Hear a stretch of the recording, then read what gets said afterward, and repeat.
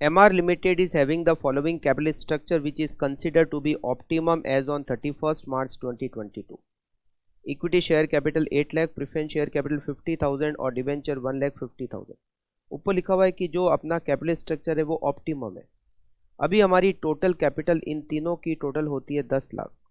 10 लाख में equity share 8 lakh है, मतलब 80% इक्विटी का वेटेज है, 5% प्रेफरेंस शेयर का वेटेज है और 15% डिवेंचर का वेटेज है। ऑप्टिमम लिखा हुआ है, मतलब आगे भी हम जो भी फंड अरेंज करेंगे उसका 80% इक्विटी से अरेंज करेंगे, 5% प्रेफरेंस से और 15% डिवेंचर से। Earning per share ₹2.50 in 2021 and the expected growth rate 10% per year. The next year dividend expected है 50% of the EPS of 2021, current market price 25। Company can issue 15% new debenture, company debenture selling price 96, new preference share can be sold at 91.5, face value 100 और rate है 12%, tax की rate 30%। First point, आपको नए debenture की, नए preference share की और equity की जो कि रिटेन्ड अर्निंग्स आती है उसकी आपको कॉस्ट पता करनी है। सबसे पहले नए डिबेंचर की कॉस्ट निकालते हैं। Interest 1 - T divided by net proceed multiply by 100। Debenture face value 100 रुपये है, नए डिबेंचर पर इंटरेस्ट की रेट 15% है, 15 1 माइनस टैक्स की रेट 0.30। नए डिबेंचर की सेलिंग प्राइस दे रखी है 96 multiply by 100 equals to 15 multiply by 0.7 divided by 96 into 100, 10.94%। नए प्रेफरेंस शेयर की cost, preference dividend divided by net proceed multiply by 100।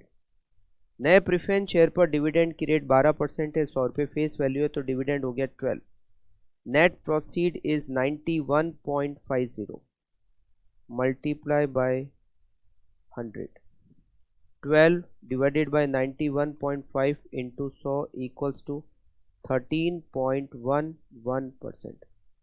KE D1 divided by net proceed into 100 plus growth rate.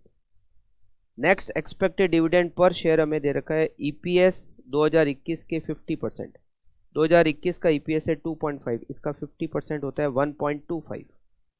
D1 1.25 divided by net proceed में हमें एक share की market price दे रखा है 25 multiply by 100 और हमें growth rate question में दे रखी है, it is 10%, 10% growth rate. 1.25 divided by 25 into 100 plus 10, 15% KE। Point number B KE और ये ही KR हो जाएगा। Next point, marginal cost of capital. Marginal cost of capital का मतलब होता है एडिशनल कैपिटल की वेटेड एवरेज कॉस्ट। अब यहाँ क्वेश्चन में एडिशनल कैपिटल तो नहीं दे रखी है, मगर हमें ये दिया हुआ है कि हमारा जो कैपिटल स्ट्रक्चर अभी है वो ऑप्टिमम है, मतलब हम जो भी एडिशनल कैपिटल अरेंज करेंगे चाहे वो उसका अमाउंट कितना भी होगा, वेटेज उसमें इक्विटी शेयर का 0.8, प्रेफरेंस शेयर का 0.05 और डिबेंचर का 0.15 रहेगा। Calculation of marginal cost of capital. Additional capital नहीं दे रखी है तो अमाउंट का कॉलम नहीं बनेगा, सीधा वेट का कॉलम बनेगा। सोर्स, वेट, कॉस्ट और marginal cost of capital. Source में हमें दे रखे हैं इक्विटी शेयर, अभी प्रेजेंट में उसका वेटेज 80% है तो हम ये एज्यूम करेंगे कि एडिशनल कैपिटल में भी उसका वेटेज 80% रहेगा। प्रेफरेंस शेयर का 5% और डिबेंचर का वेटेज रहेगा 15%, ये टोटल हो गया 1।